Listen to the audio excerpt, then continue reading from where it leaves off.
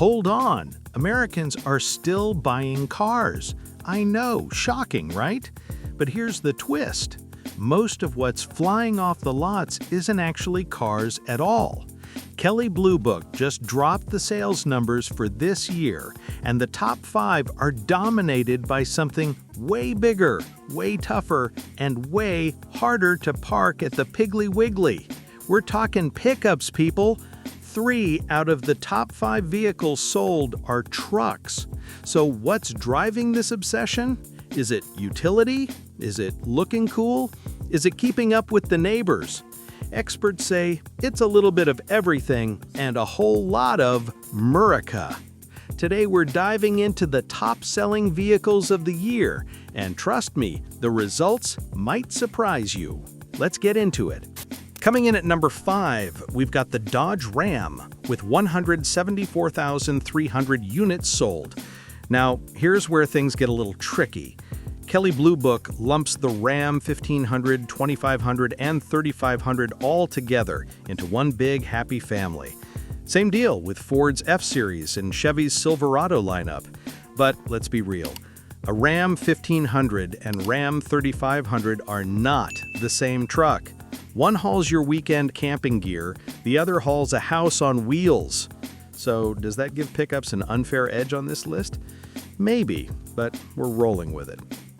So why isn't the Ram selling as well as Ford or Chevy? Well, let's talk specs. The Ram 1500 maxes out at 11,610 pounds of towing capacity and 540 horsepower. Sounds impressive, right?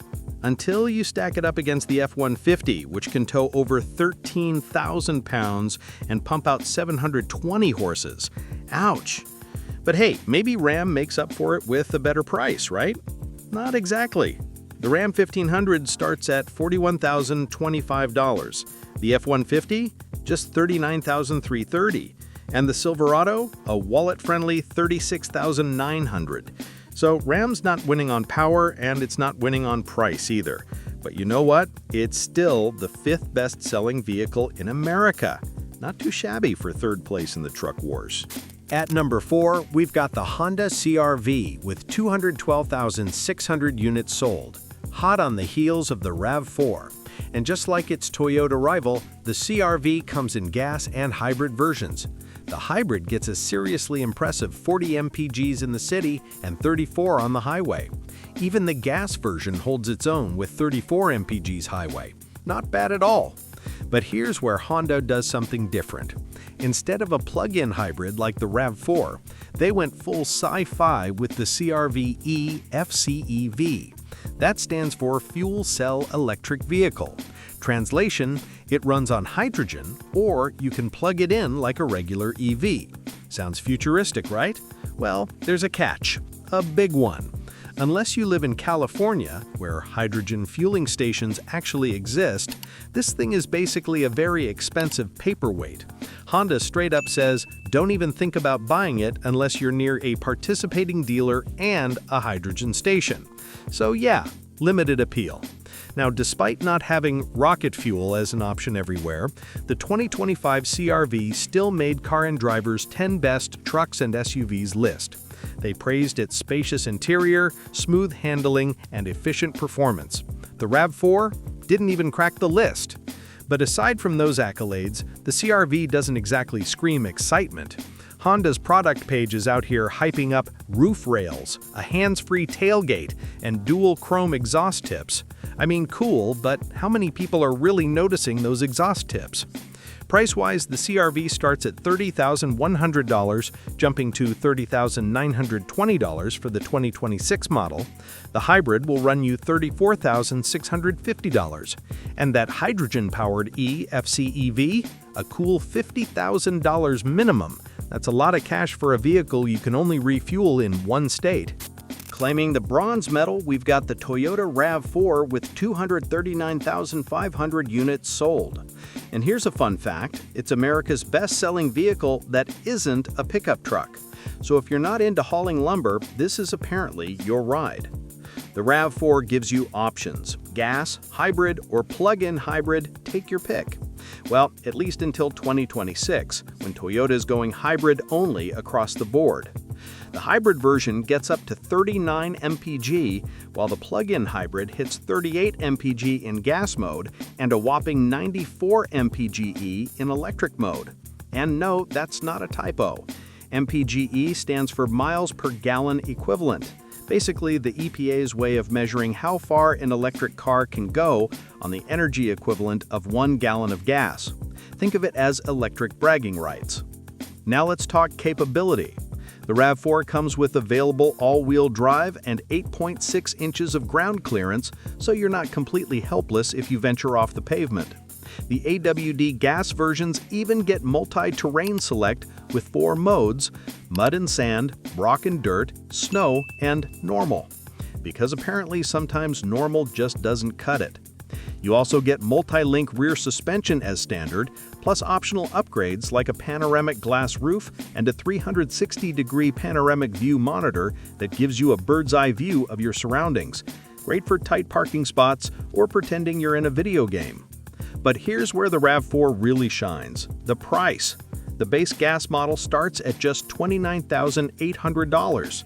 Not exactly cheap, but for what you're getting, pretty solid. Even the hybrid doesn't crack $40,000 until you hit the top-tier trims. The plug-in hybrid naturally costs more, starting at $44,815. Still, compared to the competition, Toyota's keeping things reasonable. At number 2, we've got the Chevy Silverado with 284,000 units sold. Now, that puts it in a distant second behind Ford's F-Series, but here's where things get interesting.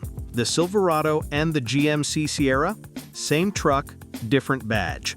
They're both built on the exact same platform by GM. So, if you add their sales together, 284,000 plus 169,200, that's 453,200 trucks. Suddenly, they're crushing Ford by a landslide. Kelley Blue Book noticed this too, and it raises a fun question. Would the Silverado beat the F-Series if GM didn't split sales between two brands? We'll never know, but it's worth thinking about. Now, let's talk numbers. The Silverado 1500 can tow up to 13,300 pounds and haul 2,260 pounds of cargo, right in the ballpark with the F-150. And it starts at $36,900, a couple $1,000s less than Ford's offering. Upgrade to the Silverado HD, that's the 2500 or 3500, and things get serious. Max towing jumps to 36,000 pounds, payload hits 7,237 pounds, and torque peaks at a monstrous 975 pound-feet. Impressive? Absolutely, but still, it falls just short of what the F-Series can do. That said, the Silverado's got some bragging rights. It won the 2025 J.D. Power Award for America's #1 full-size pickup in both initial quality and dependability. So yeah, people trust this truck. It also claims best-in-class highway fuel economy at 28 mpg when you opt for the Duramax 3.0-liter turbo diesel, one of 4 available engines. The other 3 are the 310-horsepower Turbomax, the 5.3-liter Ecotec 3 V8, and the beastly 6.2-liter Ecotec 3 V8. Chevy's marketing for the Silverado is all business, no fluff.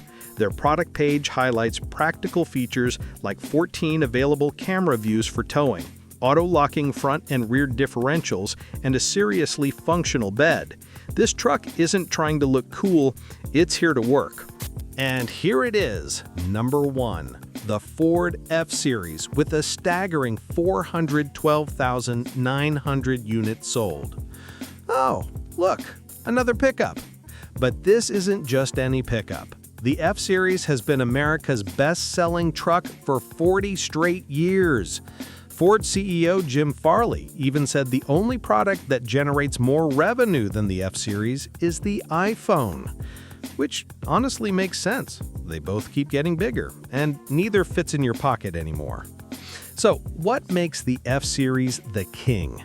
Let's start with the heavy hitters. If you go for a Super Duty with the 6.7-liter high-output Power-Stroke V8 turbo diesel, you're looking at 1,200 pound-feet of torque.